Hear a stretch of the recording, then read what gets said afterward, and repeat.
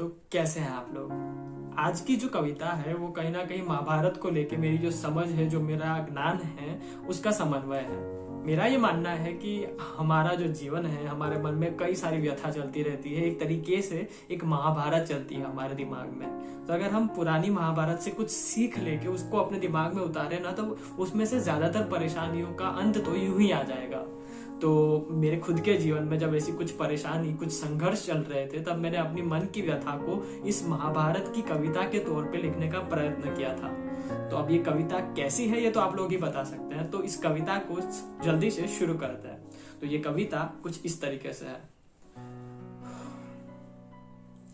अंधेरा, अकेलापन और खामोशी, गलतियां, हताशा और संघर्ष, ये कुछ अल्फाज हैं जिन्हें मैं जी रहा हूँ। कांधा देते हुए लोगों को खुद धरा में जैसे धस रहा हूँ। पर समय है ये संघर्ष का, एकांत में व्यथा सहने का। मैं जल्द ही मंजर बदलूंगा, मैं जल्द ही मंजर बदलूंगा। द्रौपदी सी कठोर प्रतिज्ञा करके अभिमन्यु सा पराक्रम दिखलाऊंगा। बाधाएं हैं जो दुर्योधन में भीम बने लड़ जाऊंगा। खुद इंद्र ही क्यों ना हो परीक्षक मेरे, मैं कर्ण सा परीक्षार्थी बन जाऊंगा। भीष्म सा चरित्र लेकर विदुर सी कूटनीति आजमाऊंगा। लाख शकुनी क्यों ना हो पथ में मेरे, मैं कृष्ण सा मुस्कुराऊंगा। मैं अर्जुन की कहानी दोहराऊंगा। तो इतनी सी थी बस ये कविता। ये कविता आपको कैसी लगी ये मुझे कमेंट सेक्शन में जरूर बताइएगा, क्योंकि महाभारत को लेकर मेरा ये मानना है कि हमारे जीवन में हम किसी भी रोल में अगर कोई परेशानी फेस कर रहे हैं तो उसका जो सॉल्यूशन है वो महाभारत में मौजूद है ही।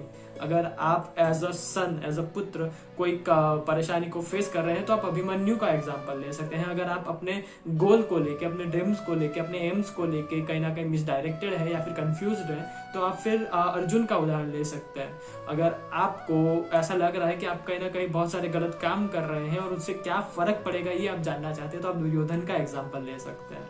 अगर आप ये जानना चाहते हैं कि अगर आपका चरित्र सही हो, अगर आप सारे सही रूल्स को फॉलो कर रहे हैं और अच्छे से अपने पथ पे आगे बढ़ोगे तो आप किस लेवल पे पहुंच सकते हो, तो आप भीष्म का एग्जाम्पल ले सकते हो।